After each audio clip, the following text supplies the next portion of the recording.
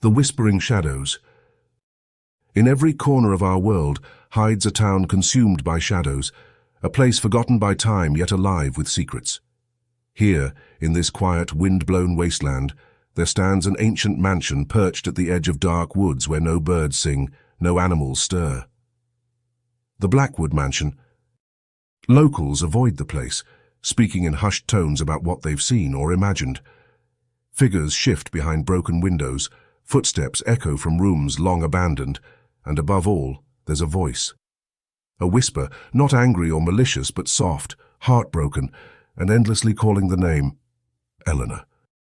This is no ghost story meant to entertain. This tale chills more than the air, because what lies within the mansion's walls is not a figment of imagination, but a truth colder than death. 4 teenagers stood together under the dim light of an overcast sky. It started innocently enough, as these things always do. Ellie, the leader of sorts, held the camera steady. "All right, let's prove them wrong tonight," she said, her voice trembling slightly as though even she didn't quite believe her own bravado. Beside her stood Jacob, her childhood friend and the skeptic of their little group. "It's just stories," he muttered. "There's no ghost named Eleanor, and we're going to prove it." Nina hugged her sweater tight, eyes flickering to the shadowed mansion in fear. She hadn't wanted to come, but peer pressure had an iron grip. "We're going to regret this," she murmured.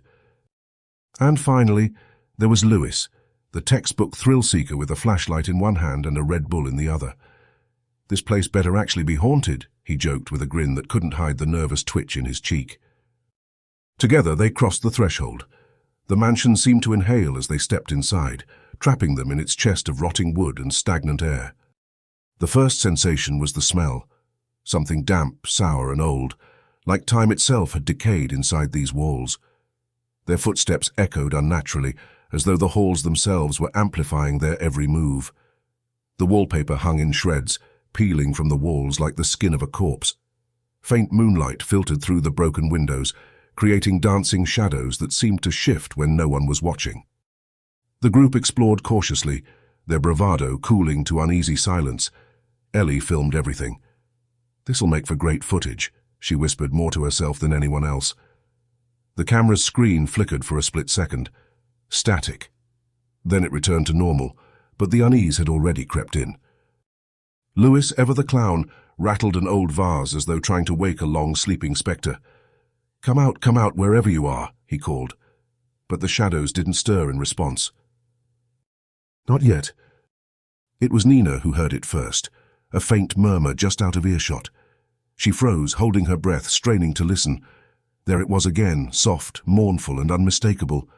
A whisper, the voice of a woman. "Eleanor." Nina spun around, her flashlight darting across the room. "Did you hear that?" she hissed. "Hear what?" Jacob asked, frowning. "A voice," Nina whispered, her face pale. "She said her name, Eleanor." The group laughed nervously. "You're hearing things," Ellie said, though her voice wavered. But deep down they all knew this mansion was alive, and it had begun to stir. In the library, under a choking veil of dust, the group found their first piece of Eleanor's story. A portrait, cracked and faded but unmistakable. A young woman with sorrowful eyes that seemed to follow them as they moved. Ellie knelt to examine the plaque beneath the painting. "Eleanor Blackwood," she read aloud. "Daughter of Thomas and Juliet Blackwood, 1897. As the words left her lips, a cold draft swept through the room, extinguishing their flashlights for one horrifying moment. In the darkness, they heard it. The whisper. "Eleanor." When the lights flickered back on, the group's playful skepticism evaporated. Something was wrong, deeply, profoundly wrong. "We need to leave," Nina urged. "No," Ellie insisted. "We've only just started. Don't you want to know her story?" It was curiosity that led them deeper. Curiosity would become their undoing.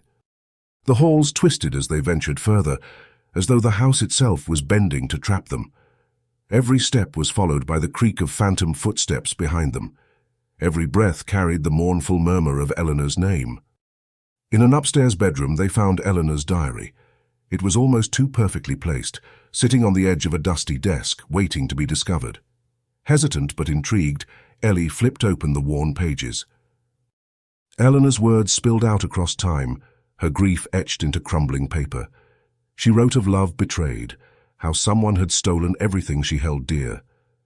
But the diary ended abruptly, no farewell, no explanation, just a final smudged entry, "I will make them see." Before they could speak, the door slammed shut behind them. A deafening thud ricocheted through the room. They were trapped. From that moment on, the mansion became a living nightmare. Doors slammed and locked at will. Hallways stretched impossibly long. The air grew cold enough to see their breath, though sweat poured down their faces from terror. Shadows darted just outside the beam of their flashlights, too quick to be human yet too large to ignore. Jacob froze mid-step, his flashlight trembling in his hand. "Did you see that?" he whispered. "See what?" Ellie asked, her tone sharp with fear. "That shadow, it wasn't mine." It was Lewis who saw her first. At the end of the hall stood a figure draped in grey, her outline blurred as though she were made of mist. The faintest glow outlined her features, a young woman, her face twisted in anguish. It's her," he stammered. "Eleanor." The others turned, but as quickly as she appeared, she vanished, leaving behind nothing but a whisper like a breath exhaled too close to the ear. "Help me." For a flicker of a moment they felt pity, but pity couldn't quiet the pounding fear in their chests. Guided by unseen forces, or perhaps by Eleanor herself, they found the hidden room. A latch gave way, revealing a staircase spiraling down into darkness. The air thickened as they descended, each step pulling them further from safety. The room was small and damp, the walls covered in scratched symbols they couldn't understand. And there, in the center, was a chest. Jacob opened it with trembling hands. Inside lay Eleanor's locket, along with shards of stained glass and a rusted dagger. Whispers flooded their ears, overlapping into an anguished wail. "They betrayed me. They stole my life." A vision took hold. The group stood frozen as scenes from over a century ago played out in front of them. Eleanor, alive and radiant, smiling shyly at a shadowed figure. Then betrayal. Her lover, a false partner, conspiring with another, a serpent disguised as a friend. A confrontation, a scream, and finally the dagger.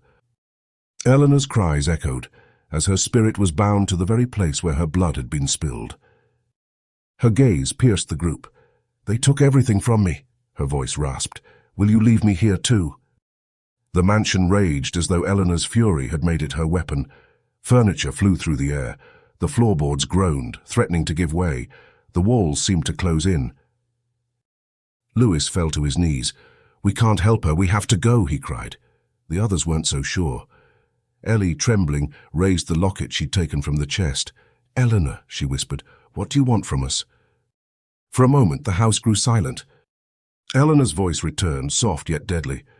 "See my story, let them know." The group stumbled out as dawn broke over the horizon. They were covered in dust and sweat, their minds reeling from what they'd witnessed. Yet even as they breathed in the fresh air, relief did not come. Something lingered in their minds, an imprint of Eleanor's fury, her sorrow. None of them would ever truly leave her behind. As they looked back over their shoulders, the mansion loomed, watching and waiting. The video ends as the camera tilts downward, capturing one final shot of the mansion's darkened windows. In one fleeting moment, a face appears there, a young woman with sorrowful eyes, staring right at us. A faint whisper carries over the audio. "Eleanor." And then silence. So what would you do if the shadows whispered your name? Would you answer or would you run? Dare to step into the unknown, for Eleanor isn't the only restless soul trapped between the veil of life and death. Follow us for more chilling tales, and as always, beware of the whispers in the shadows around you.